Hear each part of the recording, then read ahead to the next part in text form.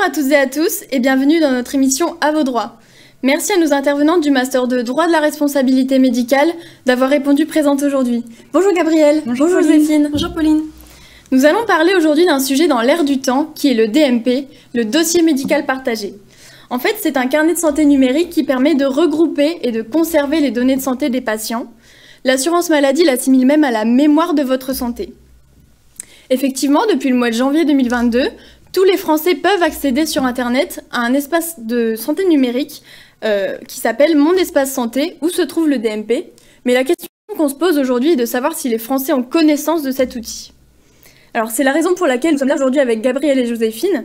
En effet, on va permettre au grand public de connaître cet outil. Voilà, Gabrielle et Joséphine, vous nous montrez en quoi et comment le DMP joue un rôle absolument essentiel dans le parcours de santé du patient. La première question s'adresse à toi, Gabrielle. Peux-tu nous en dire davantage sur ce dossier médical partagé ? Oui, bien sûr, avec plaisir.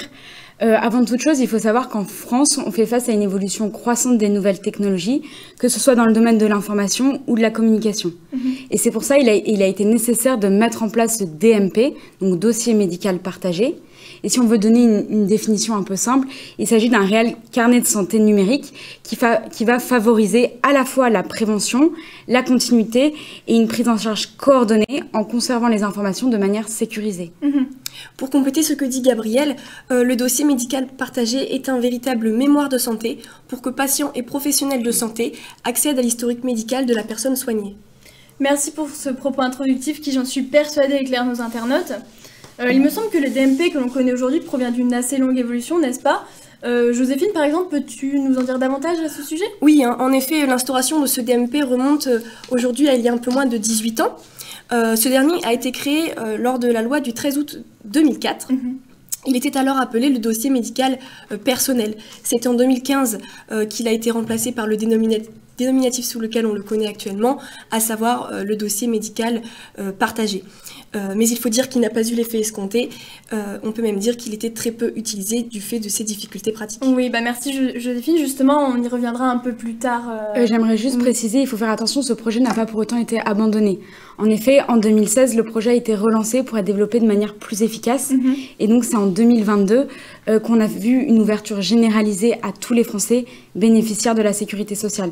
Finalement, le processus de ce DMP s'inscrit dans une véritable volonté de réaliser un tour de France du numérique concernant le parcours de soins du patient. Oui, je vois tout à fait où tu veux en venir, Gabrielle.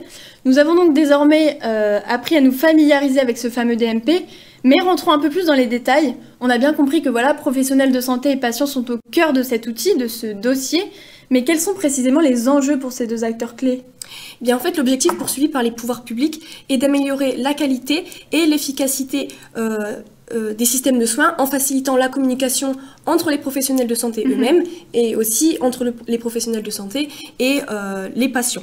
Concrètement, toutes les informations relatives à l'état de santé du patient seront regroupées et synthétisées dans ce dossier qui sera accessible au patient lui-même et qui sera accessible aux professionnels de santé sous réserve d'acceptation par le patient. Je me permets de compléter ton propos, Joséphine.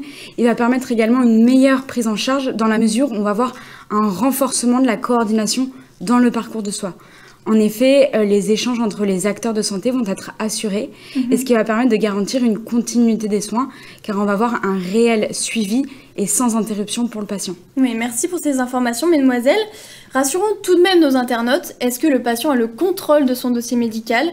Est-ce que, par exemple, il peut s'opposer à son ouverture ou refuser l'accès à certains praticiens ? Bien sûr, tout le monde peut être rassuré. Le DMP a pour ambition de responsabiliser le patient dans son parcours de soins. Si en effet ce dernier est ouvert de manière automatique depuis janvier 2022, le patient peut tout à fait s'y opposer. De même, il est invité à participer activement à la gestion de ses données, notamment concernant le partage d'informations qui lui sont relatives, puisqu'il est libre de choisir les professionnels qui peuvent accéder à son dossier, et il est également libre de choisir les documents auxquels certains professionnels peuvent accéder, les informations pour lesquelles il ne veut pas que l'on accède. Ce qui est le plus essentiel, le plus important à retenir, c'est que le consentement est ce qui doit primer. D'accord, donc il apparaît que ce DMP joue un rôle essentiel, même primordial pour le patient, mais je ne sais plus si c'est toi Joséphine ou toi Gabrielle qui nous disais tout à l'heure que le DMP n'a pas eu un succès fulgurant. Alors, quelles sont les raisons qui peuvent l'expliquer? Et est-ce que le DMP actuel présente aussi des inconvénients? Oui, alors je pense que l'inconvénient principal auquel doit faire face le DMP réside dans le secret médical. On sait tous que c'est un principe qui est fondamental en droit de la santé, et avec ce dossier médical partagé, le secret n'a plus d'autre choix que d'être partagé entre acteurs et utilisateurs, ce qui crée inévitablement des doutes et des craintes. Toutefois, le consentement et l'obligation d'information sont maintenus dans le cadre du DMP, et il va appartenir aux professionnels de santé de s'assurer du bon respect de ces obligations.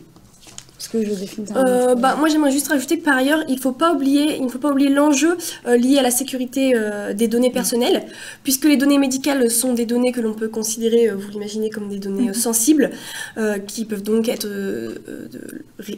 un risque de cyberattaque. Il faut donc veiller à la stricte utilisation des données médicales dans le respect des règles de sécurité. Oui, avez-vous d'autres remarques? Oui, Gabrielle? Ouais, peut-être j'aimerais rajouter une difficulté qui serait plus liée à l'administratif. En effet, de nombreux professionnels se sont plaints de cette nouvelle tâche administrative qui leur prend du temps, ce qui a pour effet de les démotiver. On peut prendre l'exemple des généralistes proches de la retraite, pour qui le logiciel du DMP n'est pas forcément intuitif. Oui, on se doute. Un grand merci à toi, Gabrielle, et à toi, Joséphine, pour votre témoignage sur ce carnet de santé numérique. Je suis convaincue que dorénavant, le dossier médical partagé n'a plus aucun secret pour nos téléspectateurs.